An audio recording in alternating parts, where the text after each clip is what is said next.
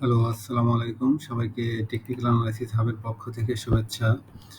আহ আমরা আজকে এফপিপিএল শেয়ারটি নিয়ে বিস্তারিত আলোচনা করব। তো যাই হোক, আলোচনার পূর্বে আপনাদের জন্য অবশ্যই একটা মেসেজ দিতে চাই। সেটা হলো টেকনিক্যাল অ্যানালাইসিস হাব যেহেতু আপনাদের পাশে থেকে আপনাদের হাতে থাকা শেয়ারের বিস্তারিত আলোচনা করে থাকে, সেক্ষেত্রে অবশ্যই আপনারা এই চ্যানেলটি সাবস্ক্রাইব করবেন। স্ক্রিনে দেখতে পাচ্ছেন শেয়ারটির পেজ, ফ্রন্ট পেজ দেখতে পাচ্ছেন। সেক্ষেত্রে এখানে অবশ্যই টিএ হাবে গিয়ে অবশ্যই আপনারা এখানে সাবস্ক্রাইব করে আসবেন এবং এখানে দেখতে পাচ্ছেন যে একটা লিঙ্ক দেওয়া রয়েছে, হোয়াটসঅ্যাপের লিঙ্ক দেওয়া আছে, এখানে জয়েন হতে পারেন। প্রতিনিয়তই আপনারা হয়তো শেয়ারের অ্যানালাইসিস এবং সাপোর্ট রেজিস্ট্যান্স নিয়ে বিস্তারিত আলোচনা পাবেন এই হোয়াটসঅ্যাপ গ্রুপে। আচ্ছা, এরপরে হোয়াটসঅ্যাপ গ্রুপটা যদি একটু ক্লিয়ারলি দেখায় দেই, সেটা হলো এইখানে দেখতে পাচ্ছেন যে হোয়াটসঅ্যাপ গ্রুপের লিঙ্ক দেওয়া আছে। লিঙ্কটা অবশ্যই গিয়ে এই গ্রুপে আপনি অ্যাড হতে পারেন। এরপরে যদি আমরা আরও দেখাই, এই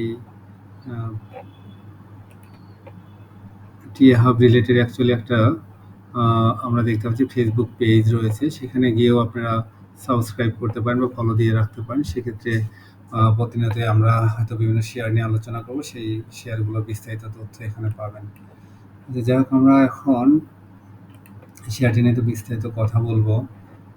দেখতে পাচ্ছেন এফপিপিএল এর ডেইলি চার্ট। শেয়ারটির এই লেভেলে যে তথ্য বা ডাটা দেওয়া রয়েছে, সেখানে আমরা দেখতে পাচ্ছি শেয়ারটি অলমোস্ট 30 টাকা লেভেল থেকে এর আগের তথ্যগুলো যদি দেখি, এই শেয়ারটি অ্যাকচুয়ালি তার হাইয়েস্ট প্রাইস ছিল 45 টাকা এবং তার এই লেভেল 10 টাকা লেভেল থেকে সে আইপিওতে আসার পরে শেয়ারটির একটা বড় প্রাইস র্যালি হয়, অর্থাৎ 46 টাকা পর্যন্ত, 45 পর্যন্ত উঠে যায়। এরপরে দীর্ঘদিন শেয়ারটি দেখতে পাচ্ছেন যে ফ্লোর প্রাইসে আটকা ছিল। এরপরে ফ্লোর উঠিয়ে দেওয়ার পরে শেয়ারটি কিন্তু একদম শার্প ডিক্লাইন ট্রেন্ডে চলে যায়।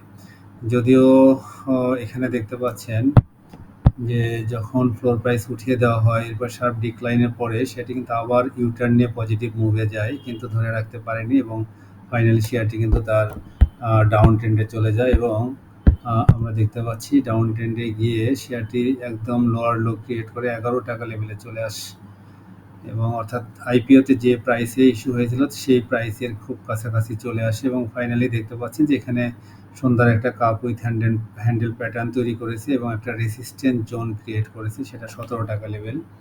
সেই রেসিস্ট্যান্ট জোন যদি আপনারা যদি দেখতে পাচ্ছেন, আমি একটু ক্লিয়ার করে দেখাই, তার এই 17 টাকা 50 পয়সা এই লেভেলটা কিন্তু তার রেসিস্ট্যান্স পয়েন্ট এবং বর্তমানে সে অবস্থান করছে 16 টাকা 80 পয়সায়। তো সেক্ষেত্রে এখানে যদি আমরা একটু ক্লিয়ার করে দেখাই, শেয়ারটিতে কিন্তু মোটামুটি একটা ভলিউমের এঙ্গেজমেন্ট আমরা দেখতে পাচ্ছি। সেই ক্ষেত্রে যদি সে এই লেভেলটাকে ক্রস করতে পারে, তাহলে শেয়ারটি কিন্তু ভালো করার যথেষ্ট স্পেস রয়েছে। এটাকে যদি আমরা আরও কিছু ইন্ডিকেটর দিয়ে দেখি, তাহলে হয়তো আরও একটু ক্লিয়ার ধারণা পাওয়া যাবে। আমি সাধারণত ইএমএ ক্রস ওভারটা দেখে থাকি। সেক্ষেত্রে ইএমএ ক্রস ওভারের ক্ষেত্রে আমি যদি দেখাই, তাহলে সাধারণত এক্সপোনেনশিয়াল মুভিং অ্যাভারেজের যে 50 এবং 200 ডেইজের যে ক্রস ওভার, সেটা অনেকদিন পরে হয়ে থাকে, অর্থাৎ অনেকদিন পর হয়ে থাকে। অর্থাৎ আমরা যদি দেখি যে এখানে যখন ইএমএ ক্রস ওভার হয়, এখান থেকে কিন্তু ডাউন ট্রেন্ডের ক্রস ওভারে কিন্তু অনেক প্রাইস ফল করে, অর্থাৎ অলমোস্ট এই লেভেল থেকে দেখতে পাচ্ছেন 34 থেকে 10 টাকা লেভেলে চলে আসে এবং দীর্ঘদিন পরে অর্থাৎ 2024-এর জানুয়ারির পরে আবার কিন্তু সে আপ ট্রেন্ডের ক্রস ওভার এখানে দিচ্ছে।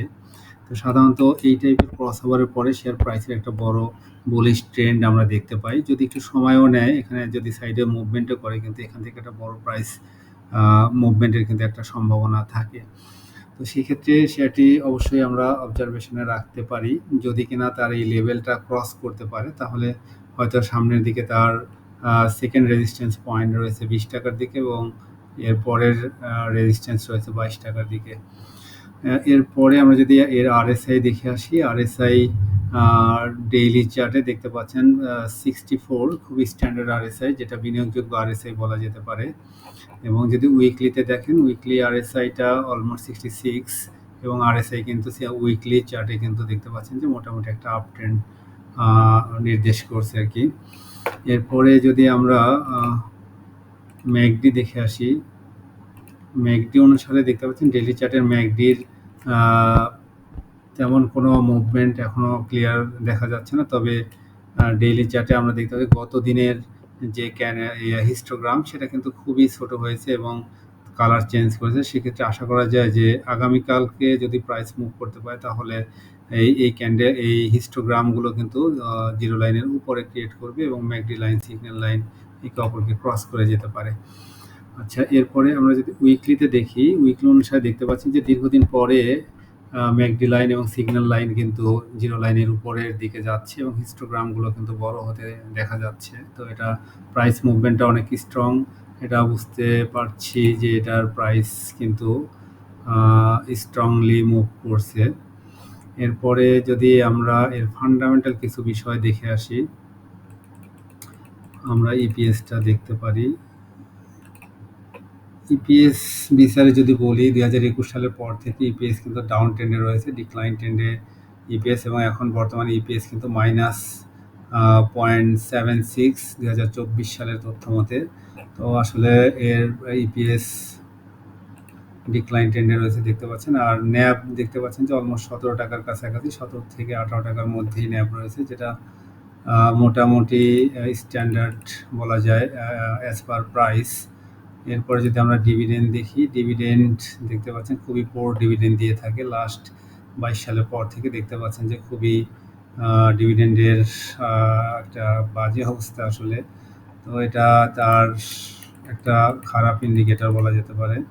তো যাই হোক, ফান্ডামেন্টাল বিচারে শেয়ারটি আসলে ফান্ডামেন্টালি খুব বেশি ভালো পজিশনে নেই। তো টেকনিক্যাল অ্যানালাইসিস অনুসারে শেয়ারটির বর্তমান প্রাইস যেখানে রয়েছে সেটা, যেহেতু ভলিউম দেখতে পাচ্ছেন যে ভলিউম এঙ্গেজমেন্ট খুবই ভালো উইকলি চার্টে, তো সেক্ষেত্রে শেয়ারটির সামনের দিকে হয়তো মুভ করার পসিবিলিটি রয়েছে। এই ছিল শেয়ারটির বিস্তারিত আলোচনা। যাই হোক, সবাই ভালো থাকবেন, সবার জন্য শুভকামনা থাকলে, এবং সবাই জেনেও বুঝে বিনিয়োগ করবেন। এটা আসলে কোনো সেল বা বাই নির্দেশনা নয়। তো যাই হোক, সবাই জেনে বুঝে বিনিয়োগ করবেন, সবার জন্য শুভকামনা থাকলো। আসসালামু আলাইকুম।